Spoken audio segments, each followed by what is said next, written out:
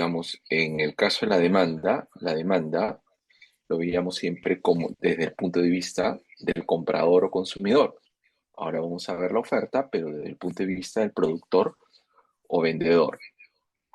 ¿Cuáles son los factores determinantes de la oferta? A ver, cualquier problema que haya, si se congelara la pantalla, no escuchan, no ven o algo, me escriben al chat del grupo, ¿ya? No me escriban al chat del Zoom, sino al chat del WhatsApp. Bien, ¿cuáles son los determinantes de la oferta si nos ponemos desde el punto de vista del productor o vendedor? El productor o vendedor también es influenciado por el precio. No es lo mismo, por ejemplo, para un agricultor producir café cuando el kilo de café vale un sol que cuando el kilo de café vale 50 soles. Es distinto, ¿no? El productor busca obtener mayores ganancias. Para ello le conviene un mayor precio. Entonces el precio influye sobre la decisión de oferta de un productor. También influyen los costos de producción. Cuando hablamos de costo de producción, nos referimos a todos los gastos que hacen los productores en insumos, por ejemplo, insumos y materias primas, los gastos en salarios que tiene que pagar, el alquiler de un local, de la tierra o de alguna instalación o de una máquina o equipo. Es decir, eh, el costo también, por ejemplo, que tiene que ver con el tema de la energía, ¿no? La luz, el gas, el petróleo, la gasolina, etcétera, etcétera. Esos son costos de producción, son gastos que la empresa hace para producir. Entonces, cuanto mayores son los costos de producción, menor es la oferta, o sea, porque afectan negativamente. Y cuando los costos de producción caen, ¿no? Es decir, el precio de los insumos, los salarios, el alquiler o la energía es más barato, eso afecta, influye positivamente sobre los costos de producción. Entonces, como bajan, la oferta se incrementa. La tecnología también, la tecnología no solamente tiene que ver digamos, un gadget, ¿no? Con con un equipo de última generación. La tecnología tiene que ver en economía con la forma, cómo se combinan los factores de producción. También es el clima. Por ejemplo, el clima puede afectar, digamos, la producción de un bien o un servicio, ¿no? Por ejemplo, los climas fríos que tenemos en esta temporada están generando heladas en las zonas productoras de maíz. Por eso el precio de un choclo nada más en el mercado está a 4 soles, 5 soles, ha subido mucho, cuanto antes era de un sol o 2 soles. Ha subido debido al clima. Una, una helada también podría afectar la producción de café. Eh, o el fenómeno del Niño, con las intensas lluvias en el norte, afecta las cosechas de arroz, las cosechas y la siembra de arroz, de limón, etc. Entonces, el clima influye. El número de vendedores también. Cuanto más vendedores haya, digamos, más oferta, cuanto menos vendedores haya, menos oferta. Esto es lo que se conoce también como competencia, ¿no? Un mercado tiene más competencia cuanto más vendedores hay. Y tiene menos competencia, o sea, menos ofertas cuando hay muy pocos o un solo vendedor. Los precios futuros esperados también. Cuando un productor espera que el precio futuro esperado de un producto se eleve, entonces no lo vendo hoy, lo venderé mejor mañana cuando el precio sea mayor. Entonces aumentará en ese caso mi oferta. Pero, eh, perdón, si se espera, vamos a poner el caso de que el precio del petróleo, si yo soy un productor de petróleo, espero que el precio del petróleo sea mayor en el futuro, entonces hoy vendo menos. Espero que suba el precio del petróleo. Entonces se reduce mi oferta. Pero si mi expectativa es que el precio futuro esperado sea menor, Entonces, en el futuro, entonces mejor lo vendo hoy. Entonces, aumenta la oferta hoy, ¿no? Los precios los bienes relacionados. Acá también existen bienes sustitutos y complementarios en la producción. Sustitutos y complementarios en la producción. Por ejemplo, para fertilizar la tierra, eh, dos bienes sustitutos podría ser, digamos, los fertilizantes químicos y el fertilizante natural, que es el guano, ¿no? Los excrementos de los animales. Y dos bienes complementarios son, digamos, aquellos en la producción, son bienes que se usan siempre juntos, ¿no? Por ejemplo, la tierra y el tractor, o el tractor, digamos, y el peón, ¿no? La fuerza de mano de obra, ¿no? El trabajo del agricultor. Igual que en el caso de la demanda, hay tres formas de poder representar la función oferta: a través de una tabla, a través de una gráfica y a través de una ecuación. Gráficamente, a través de una tabla, tabularmente, hay una relación que se ve entre precio y cantidad que es directamente proporcional. Es decir, a medida que aumenta los precios, aumenta la cantidad ofertada.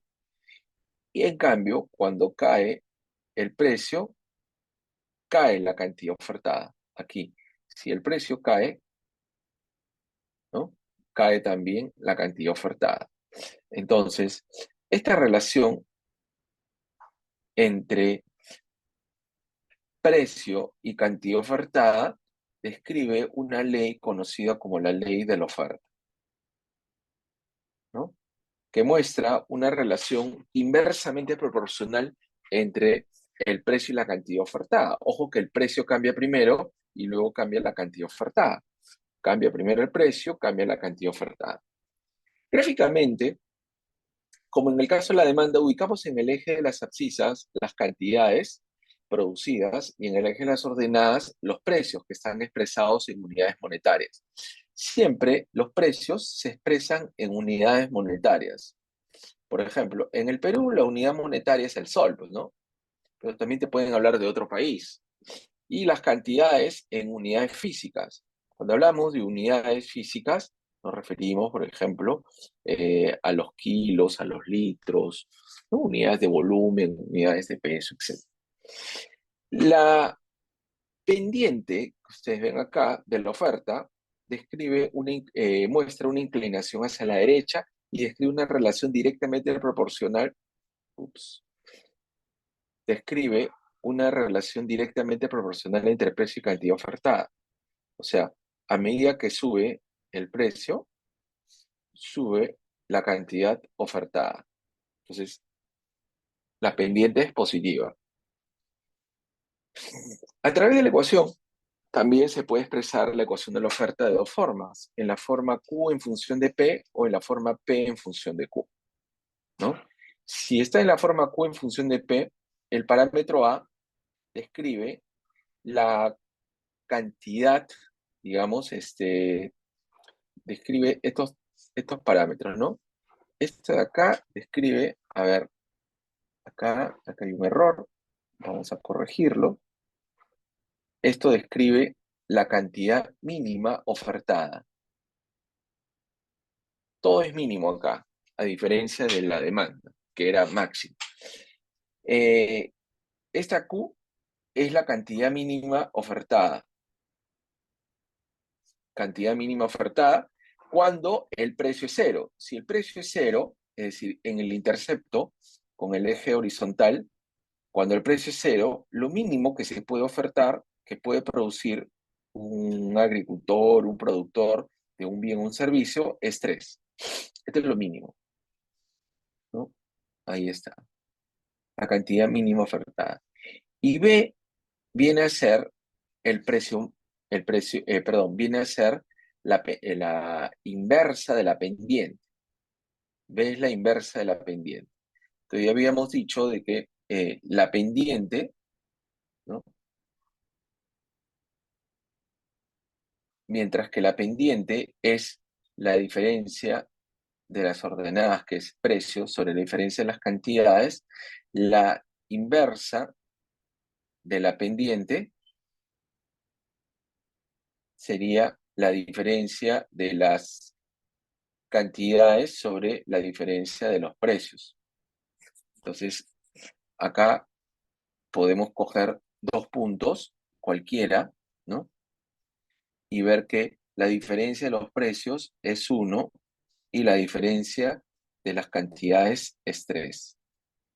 Entonces, eh, la pendiente vendría a ser esto, 3 entre 1, ¿no? Variación de Q entre variación de P, 3 entre 1 es 3. Esta es la inversa de la pendiente. La oferta inversa también muestra esta relación, ¿no? Entonces, acá A representa el precio mínimo. O sea, si nosotros prolongamos esta curva de la demanda hasta el semieje negativo, ¿no? Ese valor sería -1. Pero no puede haber precios negativos, pues. Ninguno de nosotros ha visto nunca un precio negativo. El mínimo precio es 0. Entonces, como no hay precio negativo, esta parte de la oferta no se considera, solamente se considera ese trabajo con el primer cuadrante, nada más. Y el mínimo precio real es 0, pero teóricamente el mínimo precio acá es el intercepto, ¿no? Y ese sería -1. La pendiente sería, la pendiente sería un tercio, o sea, variación de P sobre variación de Q, esto es 1/3. Bien, tenemos entonces las tres formas de representar la función de la demanda. Otra cosa importante también acá, como vimos, es la diferencia que existe entre cantidad ofertada y oferta.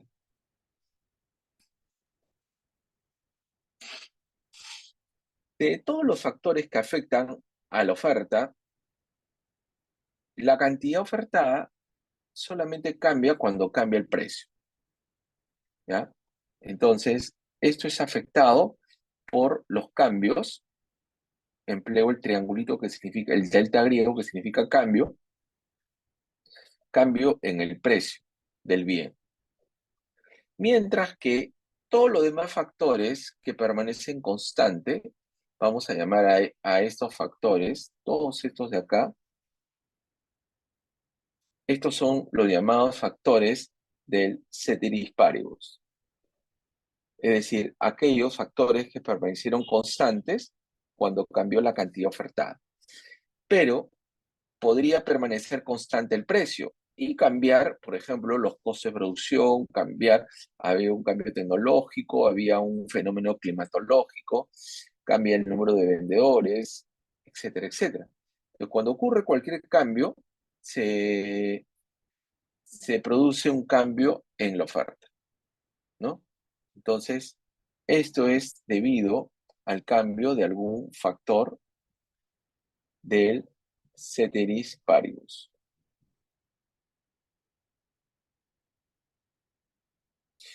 Un factor del ceteris paribus.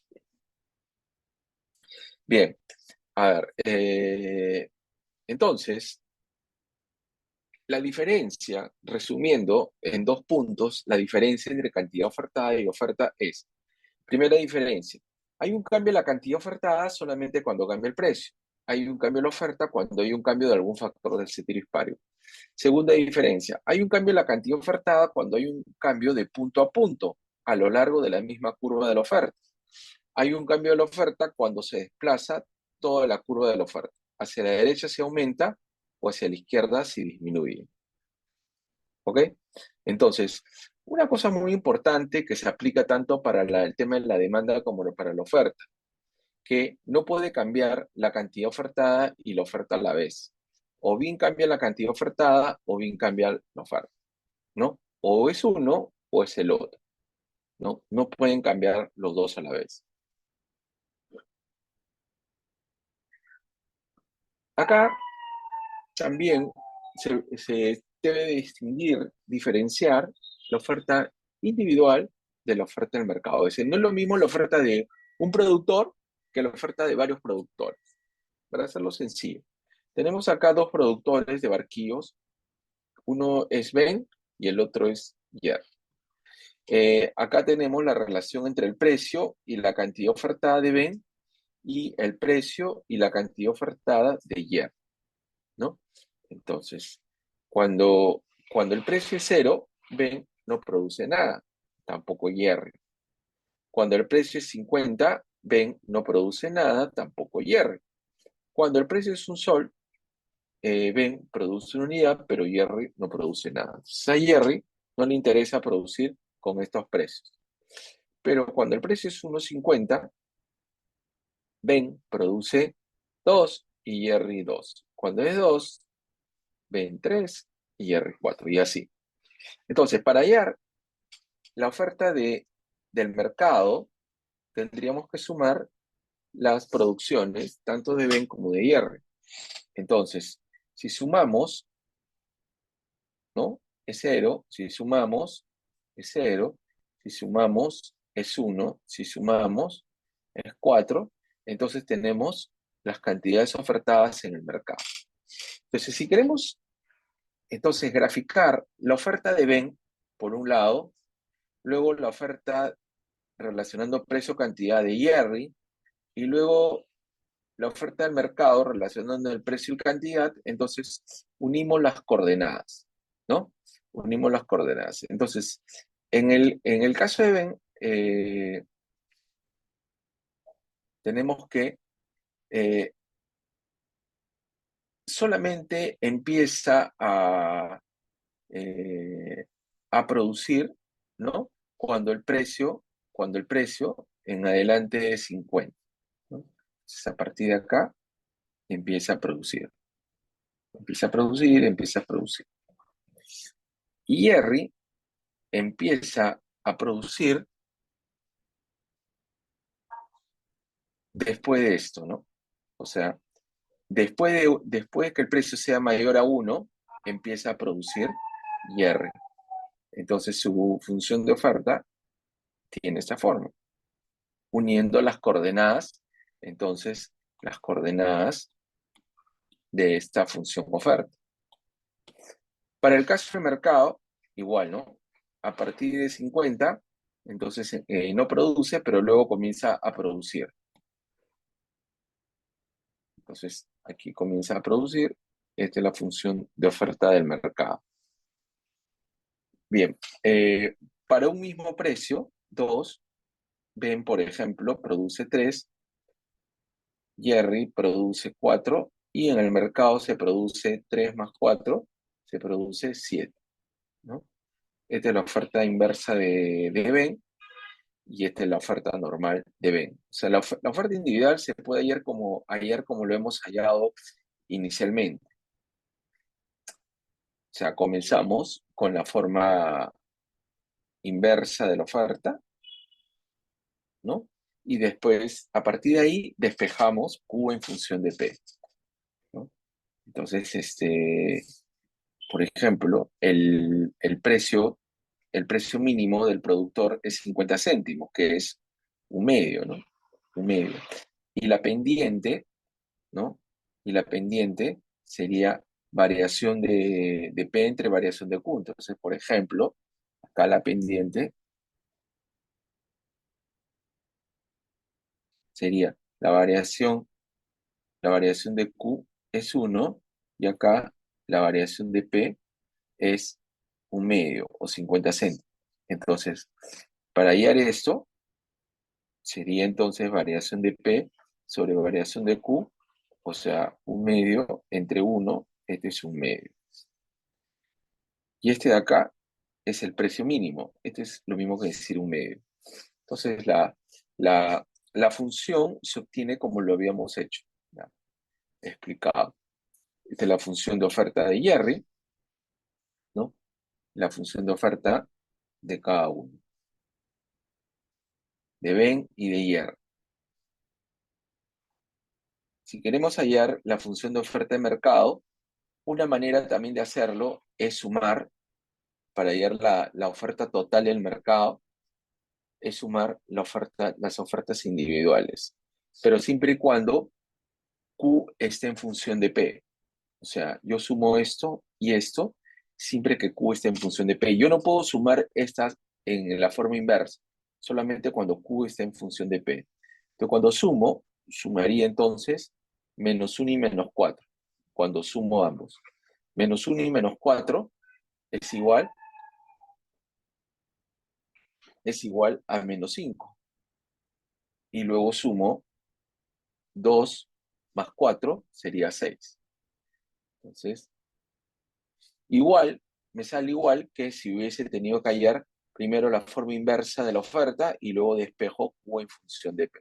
Da lo mismo. Bien, luego de hallar la demanda, luego de obtener la demanda y la oferta, eh, tenemos algo que se conoce como mercado.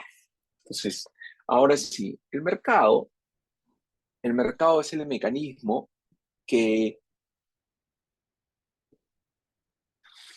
que viene a ser, que describe, digamos, la interacción o la interrelación entre las dos fuerzas del mercado, que es la demanda y la oferta. Entonces, por un lado tenemos la tabla de la demanda y tenemos la tabla de la oferta. Entonces, tenemos el precio y la cantidad demandada para cada caso y el precio y la cantidad demandada. Entonces, ¿qué cosa implica un equilibrio? Un equilibrio es una situación donde hay una coincidencia, ¿no? Una coincidencia de querer comprar y vender, es decir, que la cantidad demandada y la cantidad ofertada coincidan con el precio al cual los consumidores están dispuestos a comprar y los productores a vender, ¿no? Entonces, a esta cantidad se le conoce como cantidad de equilibrio y a este precio se le conoce como precio de equilibrio, en el equilibrio. Entonces acá, cuando el precio es 2 la cantidad demandada es 7 y cuando el precio es 2 la cantidad demandada es 7.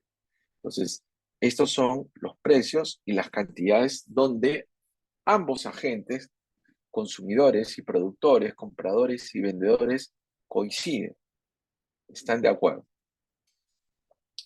Una pregunta hasta acá.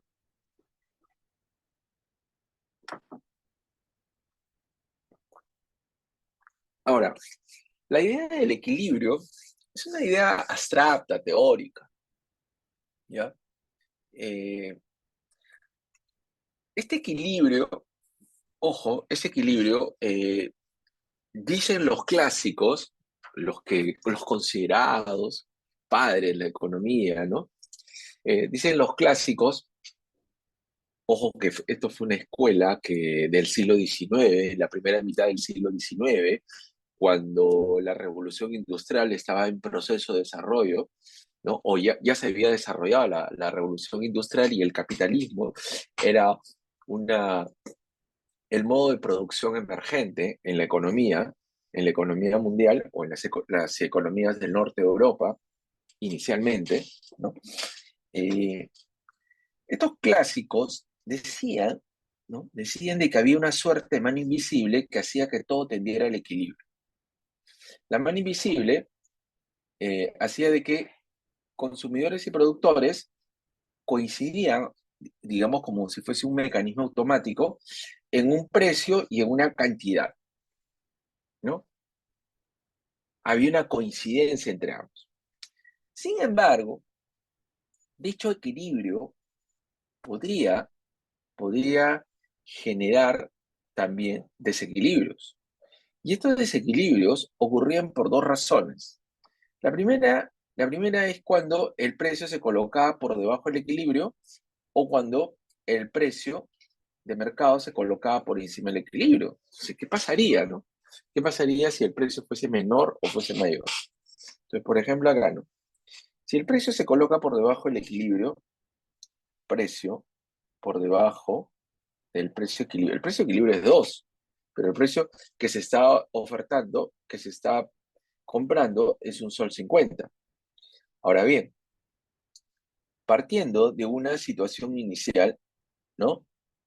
Entonces, de acuerdo, de acuerdo a la ley de la demanda, por ejemplo, al caer el precio de 2 a 1,50, la cantidad demandada se incrementa. Hay un cambio de punto a punto. Y de acuerdo a esta es la cantidad demandada. Entonces, y de acuerdo a la ley de la oferta, al caer el precio, la cantidad ofertada disminuye porque hay una relación directa.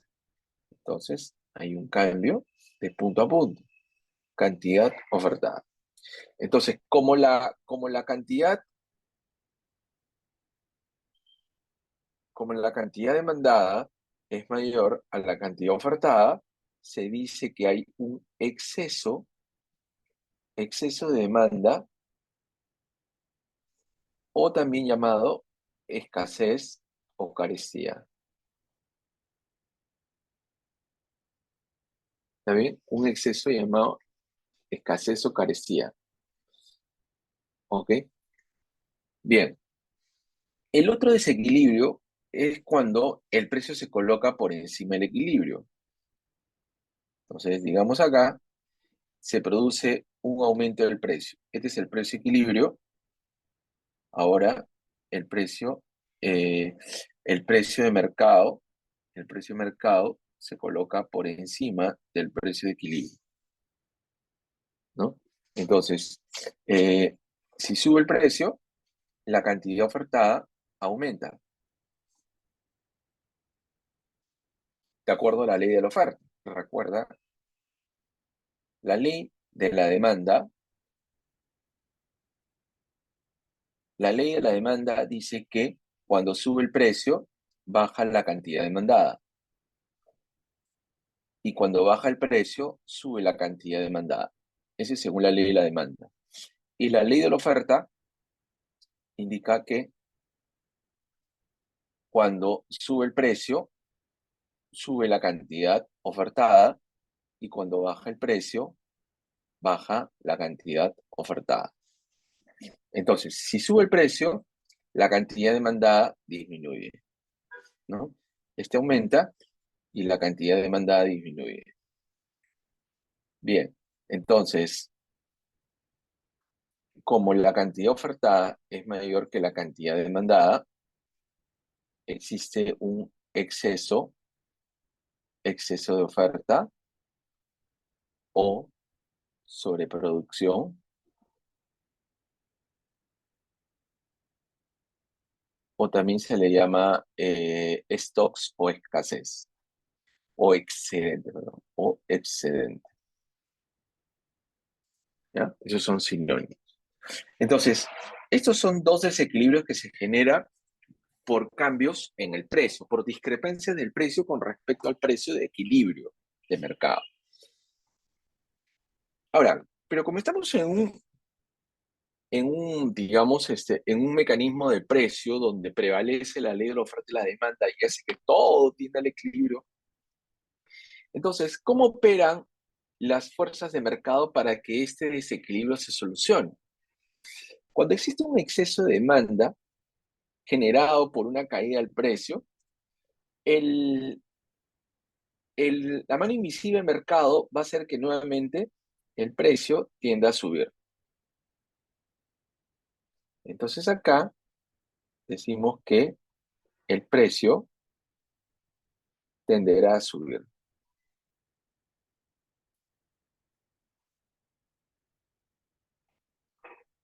El precio tenderá a subir. Entonces, cuando el precio tiende a subir, cuando el precio tiende a subir, nuevamente la cantidad demandada disminuirá, la cantidad ofertada aumentará y ambos coincidirán nuevamente en la cantidad de equilibrio, ¿no? Entonces, el precio tiende a subir, la cantidad demandada baja, la cantidad ofertada sube, la cantidad demandada y la cantidad ofertada volverán a volver al nivel de equilibrio. Igual pasa con el exceso de oferta. Cuando hay un exceso de oferta generado por un incremento en el precio, entonces, para que se corrija eso, el precio tenderá a bajar, ¿no? El precio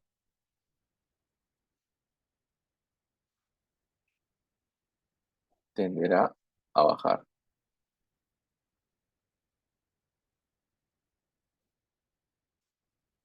El precio tenderá a bajar.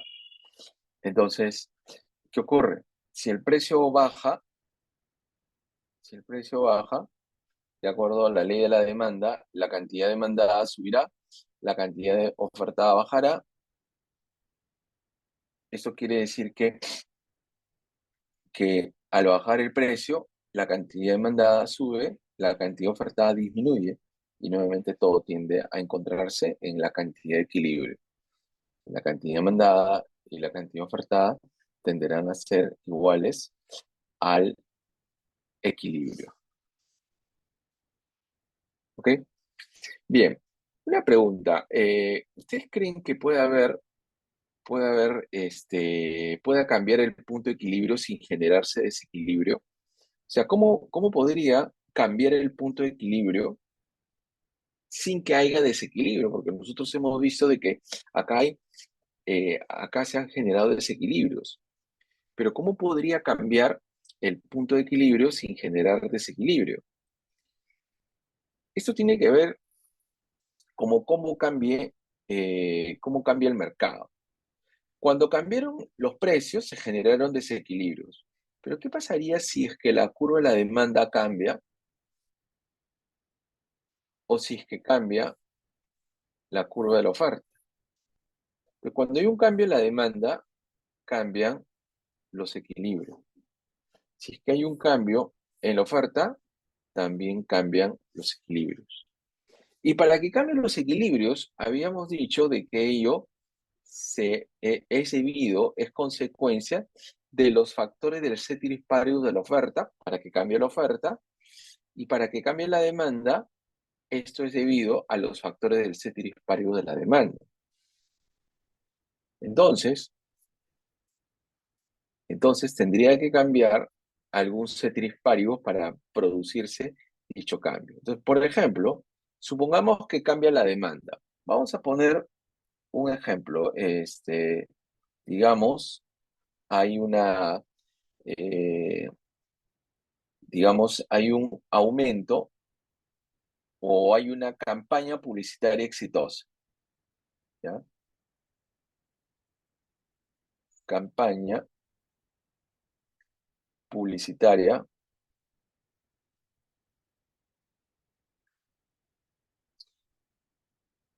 exitosa.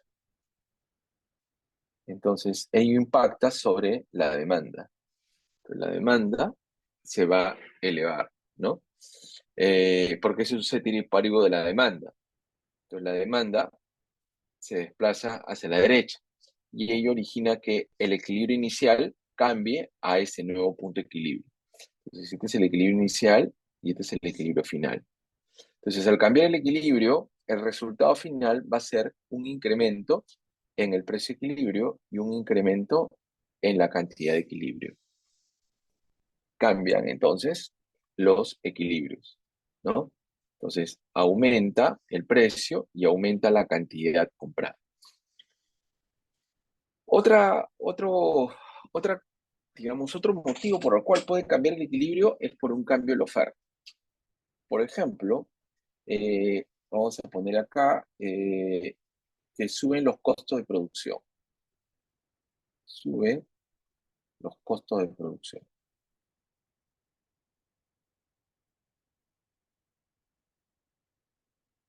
Por ejemplo, un productor de tortillas de maíz, ante un incremento del precio del maíz debido a las heladas en la sierra, va a haber afectado su costo de producción. O un productor de tamales. Tamal se hace con maíz, maíz molido. Entonces, a consecuencia del incremento de los costos de producción, ello va a afectar a los productores de tamales. La oferta se contrae. Entonces, al contraerse la oferta, el equilibrio cambia, ¿no? Este es el equilibrio inicial, este es el equilibrio final, lo cual va a generar un incremento en el precio de equilibrio y una caída en la cantidad de equilibrio, que lo vemos en el gráfico, ¿no? El precio está subiendo y la cantidad intercambiada está cayendo, que es la cantidad de equilibrio. ¿Está bien? Ahora, puede suceder, acá les he puesto que ha cambiado, solo la demanda, acá cambió solo la oferta. Pero puede suceder que cambien la demanda y la oferta a la vez. O sea, supongamos que en un caso le dicen que hay una campaña publicitaria exitosa, pero del otro lado suben los costos de producción.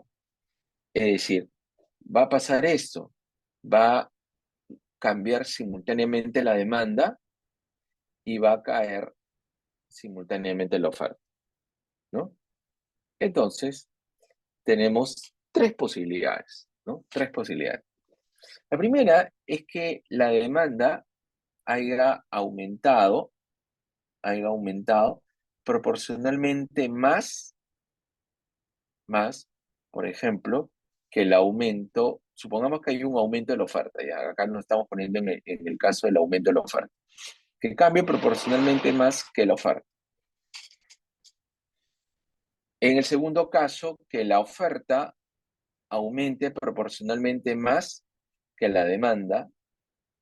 Y en el tercer caso, que los aumentos en la demanda y en la oferta se hayan dado en la misma proporción.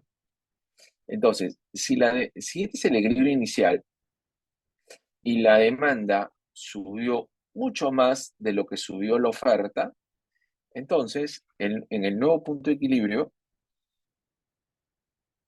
vemos que el precio subió y la cantidad subió. O sea, este es el efecto final, ¿no? Aumentó el precio y aumentó la cantidad en este primer caso.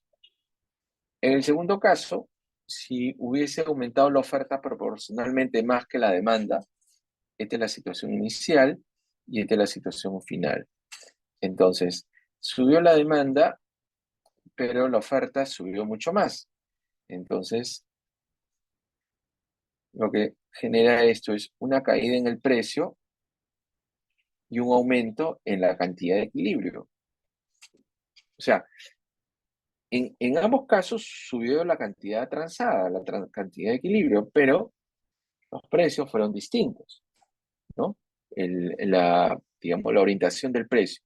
Y en el último caso, sube la demanda en la misma proporción en que sube la oferta. Y acá lo que se ve es que el precio no cambia, pero sí cambia la cantidad de equilibrio. Entonces, el precio se mantiene constante y aumenta la cantidad de equilibrio. Si en un caso a ustedes no le especificaran en qué magnitud, en qué proporción cambió la demanda respecto a la oferta, entonces tendrían que señalar los tres casos, los tres escenarios posibles que hay. Pero se le dicen que el impacto de la oferta fue mayor que la